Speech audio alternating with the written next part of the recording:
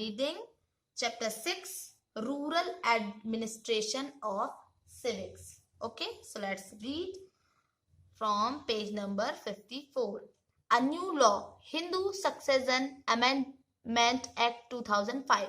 Often when we think of farmers who own land, we think of men. Women are seen as people who work on the fields, but not as a people who own agricultural land. Till recently, in some states, Hindu women did not get a share in the family's agricultural land. After the death of the father, his property was divided equally only among his sons. Recently, the law was changed. In the new law, sons, daughters, and their mothers can get an equal share in the land. The same law will apply to all states and union territories of the country. This law will benefit a large number of women. For example, Sudha is the eldest daughter of an agricultural family. She is married and lives in a neighboring village. After her mother's death, Sudha often comes to help her mother with the farming work. Her mother has asked the Patwari to transfer the land and enter her name along with the names of all the children in his records. Sudha's mother confidently organized the farming with the help of the younger brother and sister. Similarly, Sudha also lives with the assurance that if she ever has a problem, she can always depend upon her share of the land. Now, other public services, a survey. This chapter has looked at some of the administrative work of the government, especially for rural areas. The first example related to maintaining law and order, and the second to maintaining land records. In the first case, we examined the role of the police, and in the second, that of the Patwari. This work is supervised by other people in the department, such as the Tahsildar or the Superintendent of Police. We have also seen how people use these services and some of the problems that they face. These services have to be used and made to function according to the laws that have been framed for them. You have probably seen many other public services and facilities provided by various departments of the government. Do the following exercise for your village by visiting a nearby village or looking at your own area. List the public services in the village or area, such as the milk society, the fair price shop, the bank, the police station, the agricultural society for seeds and fertilizers, the post office or sub post office, the Anganwadi, crèche, government schools or health center of government hospital, etc. Collect information on 3 public services and discuss with your teacher how improvements can be made in their functioning. One example has been worked out in page number 55. एक example यहाँ इस table में दिया हुआ है. See, this table is given here. Public service, fair price shop, ration shop. What did you notice about their work? The shop was open. 3 people came. They all had yellow cards. They bought sugar and rice. Kerosene was not available. ठीक है. फिर है area covered. This shop covers 2 villages. Third है, what do they need to do in order to use the facility? They need a ration card. This has to be made at the tehsil office. गांव में देखा होगा आपने, ration card से ration मिलता है, शक्कर मिलती है, शुगर मिलती है, राइस मिलता है, केरोसिन मिलता है ना. तो ये काम किसका होता है? Fair price shop, ration shop का. ठीक है. Problem faced by those managing the service. There is not enough supply to kerosene. Next, problems faced by people. Rice is of very bad quality. कई बार राशन में चावल खराब भी आता है. We never get kerosene. Improvement that can be made. Improve quality of rice. Make kerosene available. The fair price shop should be kept open every day.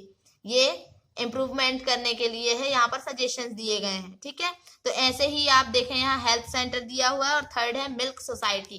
तो ये आप फाइंड करेंगे कि क्या क्या चीजें वहां मिलती हैं, है ना, क्या क्या चीजें हैं. तो इस टेबल के अकॉर्डिंग इधर कुछ पॉइंट्स दिए हुए हैं, इसके अकॉर्डिंग ये टेबल आप लोग फिल करेंगे. Okay.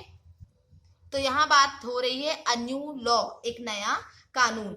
Hindu succession amendment act 2005. इन हिंदी, हिंदू अधिनियम धारा 2005. ठीक है.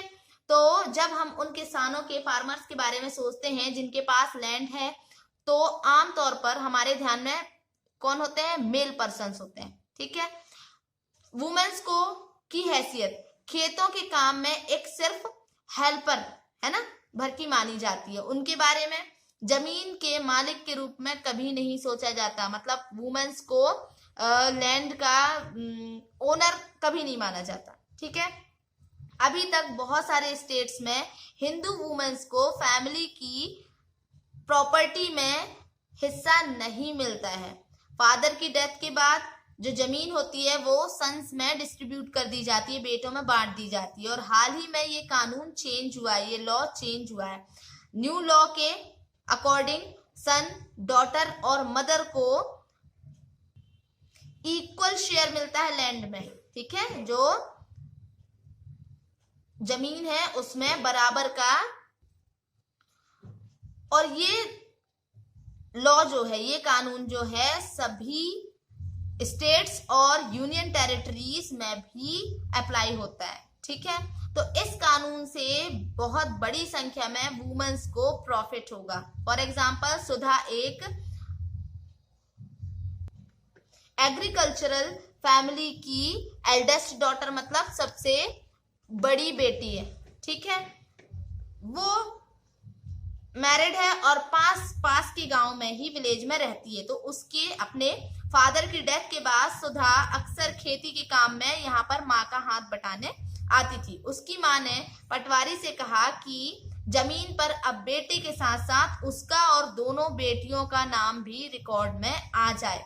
सुधा की माँ बड़े आत्मविश्वास के साथ, कॉन्फिडेंस के साथ छोटे बेटे और बेटी की मदद से खेती का काम संभालती है। सुधा भी इसी निश्चिंतता में जी रही है कि जरूरत पड़ने पर वो अपने हिस्से की जमीन से काम चला सकती है। ठीक है, अब यहाँ पर अदर पब्लिक सर्विसेज, ठीक है, अन्य सार्वजनिक जो है सेवाएं, तो उसका एक सर्वे है यहाँ पर। तो इस पार्ट में, इस लेसन में हमने गवर्नमेंट के कुछ एडमिनिस्ट्रेटिव वर्क के फंक्शंस के बारे में पढ़ा, खासकर रूरल एरिया के एडमिनिस्ट्रेशन के बारे में। तो फर्स्ट एग्जाम्पल कानून व्यवस्था बनाए रखने के बारे में था और दूसरा जमीन के रिकॉर्ड की व्यवस्था के बारे में। तो पहले केस में हमने पुलिस की भूमिका का भी सुपरविजन किया कि उनका क्या रोल होता है, और दूसरे में पटवारी का रोल। ठीक है, इनके काम का डिपार्टमेंट, इनके काम के डिपार्टमेंट के और भी लोग द्वारा सुपरविजन किया जाता है। ठीक है, जैसे पुलिस अधीक्षक जो होते हैं या तहसीलदार। हमने ये भी देखा कि लोग कैसे इन सुविधाओं का यूज करते हैं और उन्हें किस तरह की समस्याएं, डिफिकल्टीज आती हैं। इन सेवाओं, इन सर्विस का यूज कानूनों के अनुसार होना चाहिए, लॉज के अकॉर्डिंग होना चाहिए। आपने गवर्नमेंट के और भी डिपार्टमेंट द्वारा दी जा रही पब्लिक सर्विसेज को देखा होगा। तो अब यहाँ कुछ एक्टिविटी दी हुई है कि अपने गांव या क्षेत्र के लिए दी जा रही पब्लिक सर्विस की एक लिस्ट बनाइए। जैसे यहाँ दिया हुआ है, मैंने एक बार पढ़कर बताया आपको, मिल्क सोसाइटी है ना, राशन की दुकान, ration shop, bank, police station, seed और फर्टिलाइजर के लिए फार्मर की जो समिति होती है ना, डाक बंगला, इन सब से बनाइए, इसकी लिस्ट बनाइए और किन्हीं 3 पब्लिक सर्विसेज पर इंफॉर्मेशन आप कलेक्ट करें और अपने टीचर्स के साथ चर्चा करके इनके कार्य को, इनके कार्य प्रणाली, मतलब इनकी जो कार्य हैं, इनके फंक्शंस हैं वो लिखें और उनमें सुधार कैसे किया जा सकता है। ठीक है, तो एक एग्जांपल मैंने आपको पहले ही पढ़ के बता दिया। ओके, तो अब है फाइंड द आंसर्स, ये आप लोगों का होमवर्क होगा। ठीक है।